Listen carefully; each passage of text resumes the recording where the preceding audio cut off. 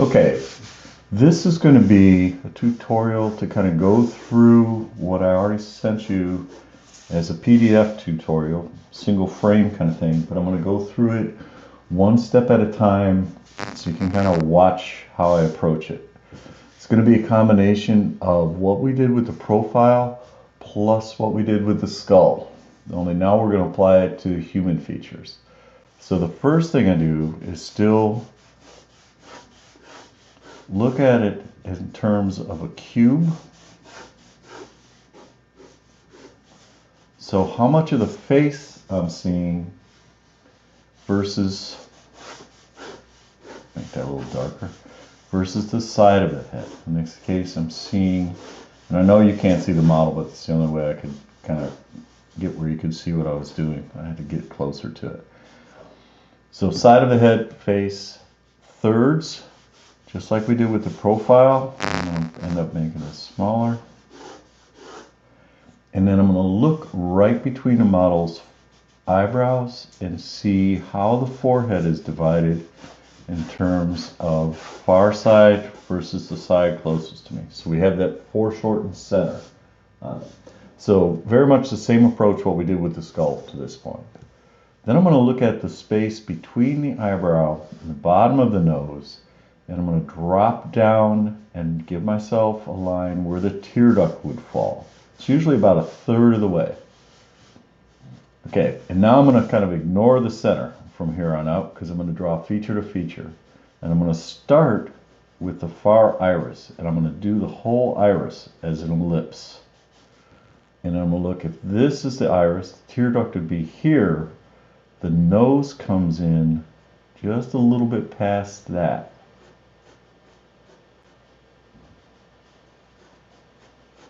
So I'm looking at how close the angle of the nose is to the iris. And when I bring the nose down, I'm looking at the shape of the bottom of the nose. So where, if it was facing straight at me, it would be this kind of shape. With the center here, when it turns, when I do that foreshortened center, it does just what it did with the skeleton, where the top leans over and the center is now there.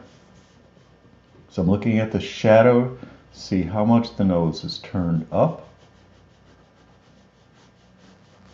making sure I make it wide enough. And then if I come straight up from this nostril, tear duct is here, other iris is just back from that. The reason I've done just the irises is a lot of times when people draw just what they can see of the iris or the eyelid, the shape and size of the iris will get different. So this way I make sure the size is the same and they're both facing the same direction.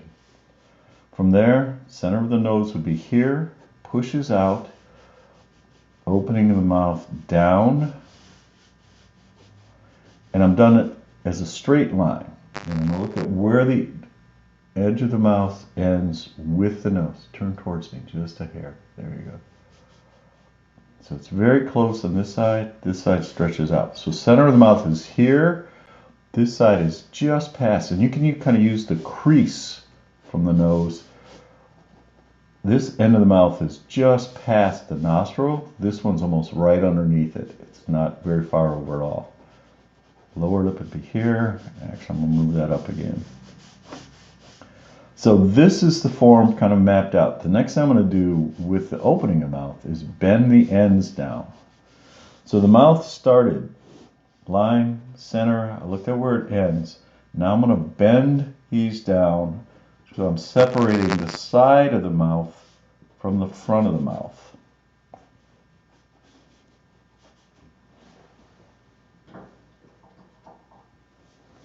Now I'm going to refine this shape a little bit. Tear duct comes up. The eyelid, from the tear duct, the eyelid hooks, still cuts off the top part of the iris, but it hooks down. You have this almost like a Nike sign where it hooks around all the way down. Lower eyelid, it gets a little straighter, comes usually just kind of touches the bottom of the iris and comes up slightly. iris a little bit. This one on this side will do the same thing, comes up. I'm seeing a little bit more of the white of the eye, cuts across. I've got that thickness of the eyelid, comes around, but now it's getting stretched out into the tear duct. But treat that as a separate shape.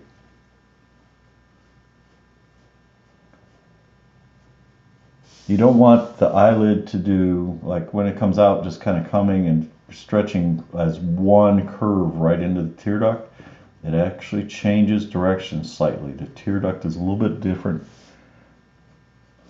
Think of it as the tear duct being added on to this shape. Then the eyelid itself, straight up. Or in this case, the brow goes straight up.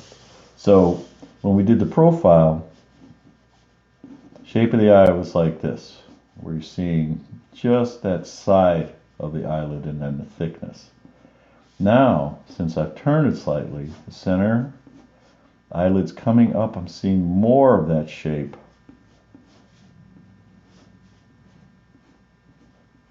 Spinning around like that. Nose curves down, comes up, and I'm going to take this as one line. Kind of swings out a little bit for the tip. In this case, it kind of flattens out and then bends back to the center. And what that will do is, one thing, I've done that all as one edge, so it puts it in front of the far nostril, and it kind of leaves me that little bit of the far nostril I would be seeing. Then on this side, the first line I make is the part of the nostril that kind of gives me the other tip of the nose. Doing straight lines, just like we did with the profile.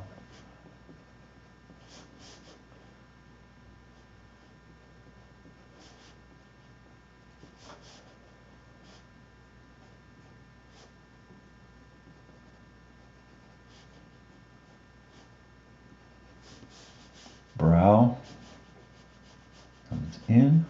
Notice I haven't done anything with the side of the face yet. That's all going to come in at the end. Eyebrow kind of follows the same angle as the eyelid.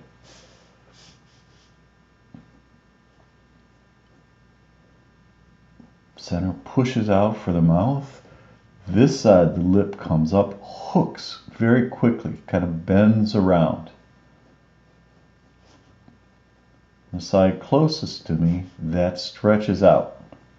Kind of comes up, and then it will swing down, so it sort of automatically disappears.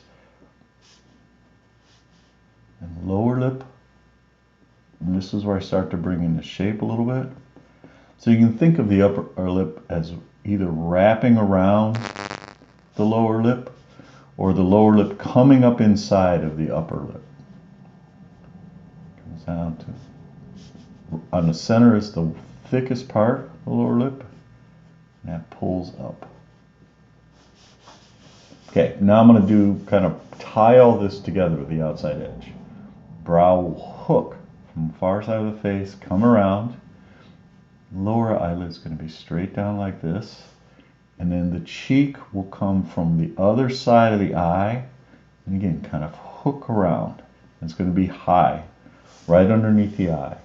From that, straight down. And then you will see the teeth kind of push out on the side of the face. So it kind of curves around like that. And then the chin will come up inside of that. Forehead comes back.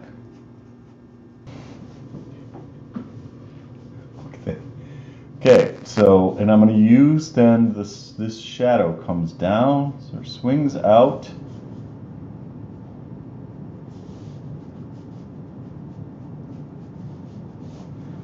And neck.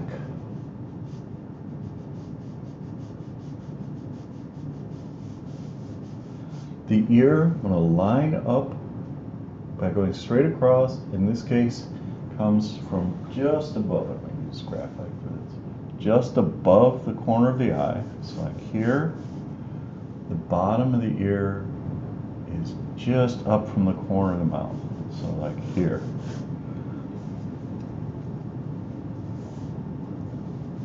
And I'm going to use the hairline to kind of work my way back to that.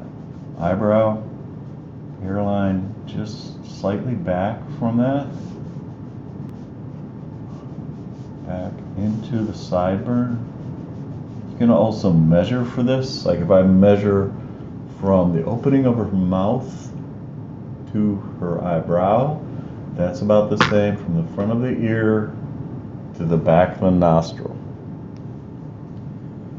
So if I take this, turn it,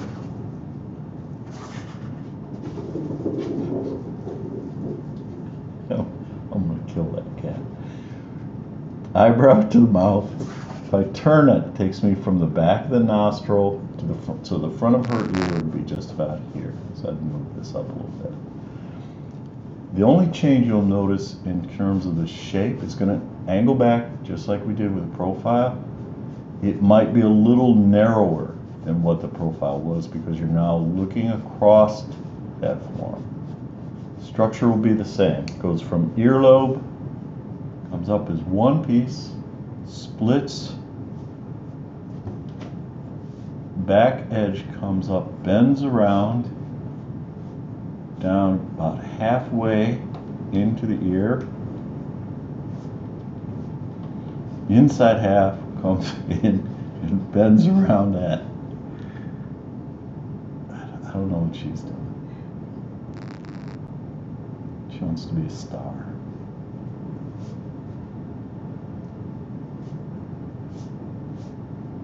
And again, don't bring too much attention to it. You don't want it to get too dark.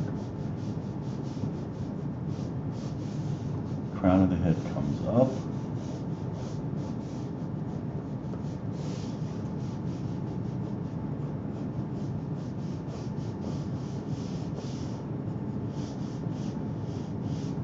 Okay, now I'm going to wipe off, and I did it in Prisma pencils so I can